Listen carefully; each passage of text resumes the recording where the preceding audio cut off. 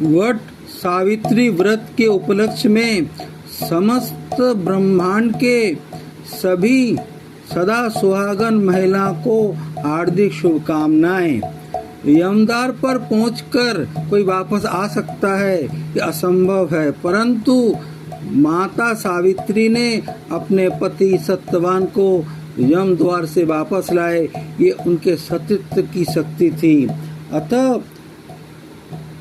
ज्येष्ठ कृष्ण अमावस्या तिथि के दिन वट सावित्री पूजा का महान प्रावधान है। सुहागन महिलाएं ये व्रत रखती हैं। सनातन धर्म के अनुसार इस पर्व का विशेष महत्व है। इस दिन वट अर्थात बरगद के पेड़ की पूजा की जाती है। धार्मिक मान्यता के अनुसार वट वृक्ष में ब्रह्मा विष्णु महेश का निवास होता है। इस तिथि के दिन सुहागन महिलाएं वट सावित्री का व्रत रखती हैं ताकि उनके पति परमेश्वर अमृत प्राप्ति करे। अमृत प्राप्ति तो कोई कर नहीं सकता, मगर उनकी इच्छा है कि वो सदा सुहागन रहे, उनका सुहाग अमर रहे, सदैव सौभाग्यवती रहे। वास्तव में ज्येष्ठ कृष्ण चतुर्दशी से ही ये व्रत आरंभ होता है और अमावस्या की तिथि को समापन होता है।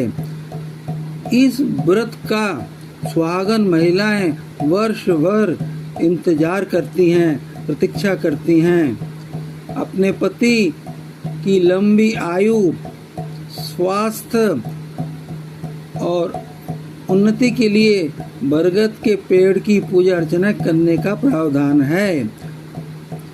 व्रत करने से वैवाहिक जीवन में सुख शांति का आगमन होता है, घर परिवार में शांति की प्राप्ति होती है। प्रातः काल ब्रह्म मुहूर्त में उठकर स्नान आदि नित्य कर्मों से निपटकर व्रती सूर्य देव को जलार्पण करती हैं, अर्घ देती हैं। इसके बाद वट वृक्ष के नीचे सावित्री और सत्यवान की प्रतिमा को विराजमान करती हैं और सावित्री सत्यवान की कथा का श्रवण करती हैं।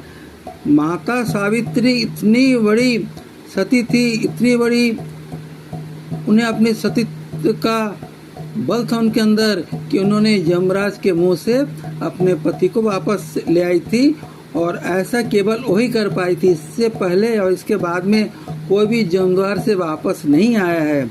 यमलोक में जाना तो अवधारित है, निश्चित है। यमराज धर्म हैं, सूर्य नारायण के पुत्र हैं और वही करते हैं जो पहले से ही निश्चित है।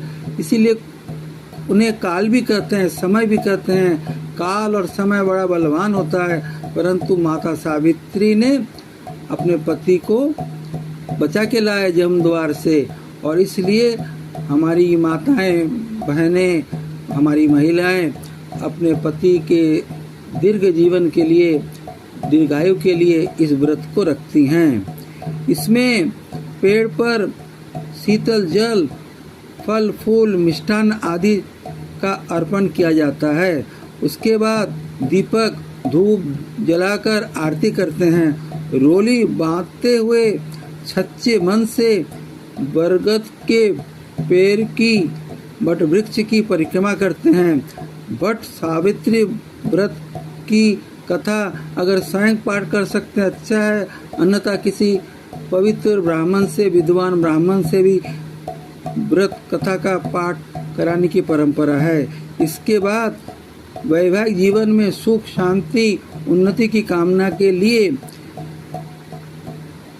व्रती न केवल वट की, साथ में माता दुर्गा की भी पूजा अर्चना करते हैं, और इसमें अन्न जल का त्याग किया जाता है। और व्रत के समापन पर भक्तजनों को, निर्धनों को, ब्राह्मणों को अन्न जल का वितरण किया जाता है, प्रसाद वितरण किया जाता है। उसके बाद खुद भी व्रत का उद्यापन करती हैं।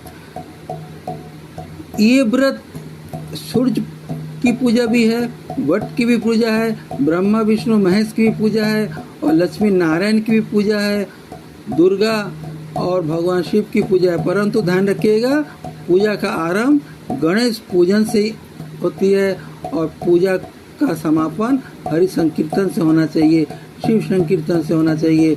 शिव नाम सभी देवी देवताओं को संतुष्ट करता है। हरिनाम संकीर्तन सभी देवी देवताओं को संकीर्तन जो है कलियुग की एक बहुत बड़ा आधार स्तंभ है। कलियुग नामाधारा है। अतः व्रत उद्यापन करते समय, अंतिम पूजा करते समय, अंतिम पूजा पाठ की जो समाप्ति होती है उसके बाद हरि संकीर्तन जरूर कीजिएगा। हरे कृष्णा कृष्णा कृष्णा हरे हरे, हरे राम राम राम हरे हरे।